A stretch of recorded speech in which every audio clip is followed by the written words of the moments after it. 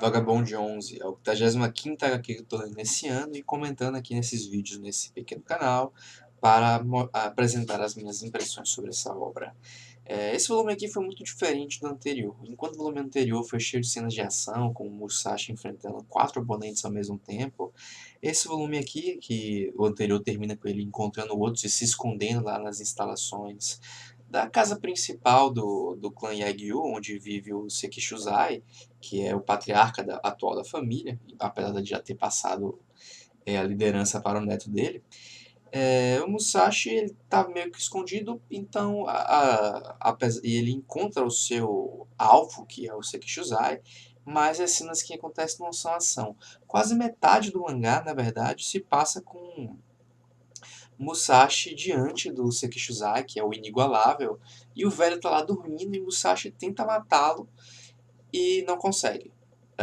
Ou porque Musashi vai descendo a espada lentamente e Sekishuzai dormindo, usa o pente dele, na verdade não é pente, é um negócio que ele usa para um coçador de costas. Ele defende com coçador de costas, não aquela defesa rápida, mas que vai levando assim lentamente, pelo menos foi o que deu a entender. E em outros momentos, o Musashi fica simplesmente abismado, aturdido com aquela figura que aí tem uma aura de alguém que está muito além do que ele alcançou. E meio a isso ele vai tendo algumas alucinações, de vendo o Sekishuzai como muito maior do que ele mesmo, ele vai rememorando eventos da infância dele, com a relação conflituosa que ele tem com o pai, se lembrando que o pai também ele se considerava inigualável, percebe a diferença que há entre o pai dele e o Sekishuzai, que agora é um velho com um espírito forte, mas que tem uma serenidade que o Musashi não conseguiu alcançar e talvez nunca consiga. E nesses momentos não tem muito conversa. São só as impressões de Musashi é, enfrentando esse velho num duelo silencioso e que não é exatamente combativo, que não é exatamente combativo. Até o momento que Sekijujai acorda, na verdade ele estava acordado, e fala com Musashi pensando que Musashi é o neto dele. E aí ele, porra, peraí, você não é meu neto, quem é você? E ele percebe que o Musashi é o jovem com quem Otsu havia mencionado, e fica meio que achando interessante esse encontro, até que Musashi vai embora, tendo sido derrotado por um velho que estava febril e basicamente dormindo. Esse encontro é bastante diferente do que acontece no livro.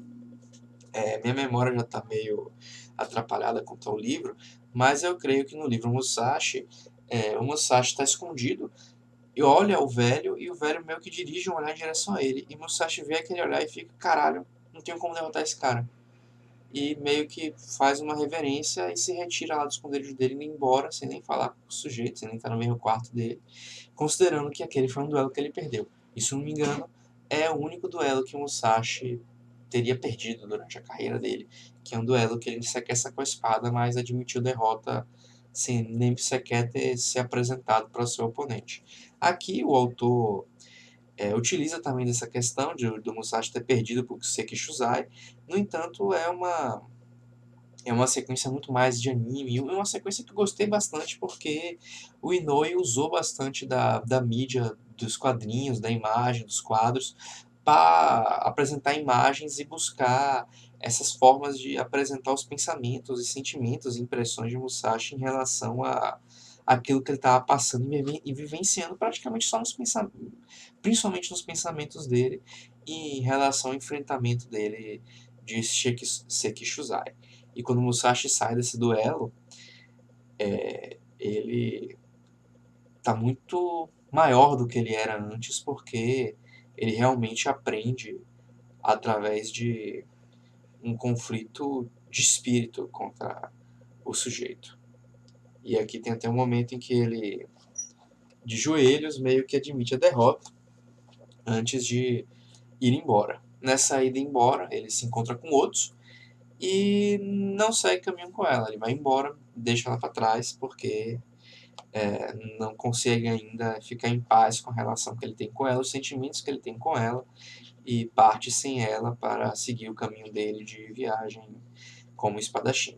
Mas agora sendo uma pessoa até mais mais madura do que ele era, embora ainda esteja pensando, ainda esteja ponderando sobre esses eventos todos que passou. Em meio a isso, Otsu se encontra com o Jotaro, conhece o Jotaro, já conhecia, mas sabe, agora está sabendo que o Jotaro é aprendiz do Musashi e os dois partem juntos à busca com o Musashi. No finalzinho também tem algumas cenas com o Matahashi, que ainda se fingindo de Sasaki Kojiro para o tio dele, o Gon, e para a mãe dele, vai em direção a uma região onde supostamente tem um cara muito forte, que seria o tal do Shishido Bike, que seria um usuário de Kusarigama, que é uma arma que é basicamente uma foicinha, uma pequena foice que usa para cortar arroz, uma corrente e um peso de ferro que é usado para girar e jogar a corrente, puxar a espada e matar a gente.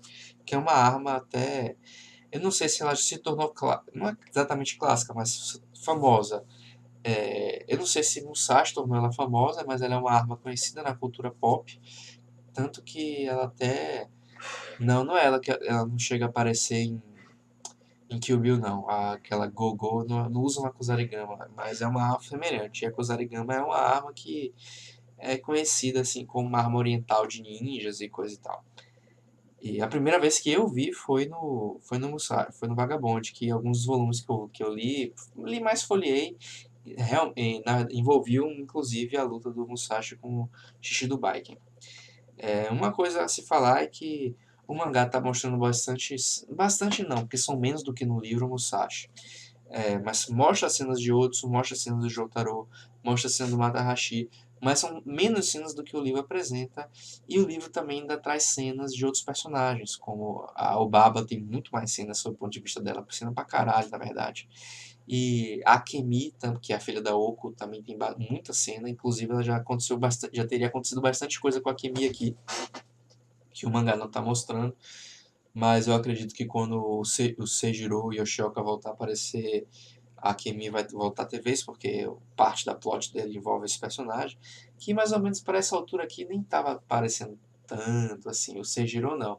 O irmão dele mais novo, sim, porque teria um confronto importante com o Musashi, mas o mais velho não chega a confrontar o Musashi não. E o Gion Toji tem uma aparição, não para o Musashi, mas para outro personagem, que eu não sei como vai ser tratado aqui. Inclusive o Gion Shoji sumiu.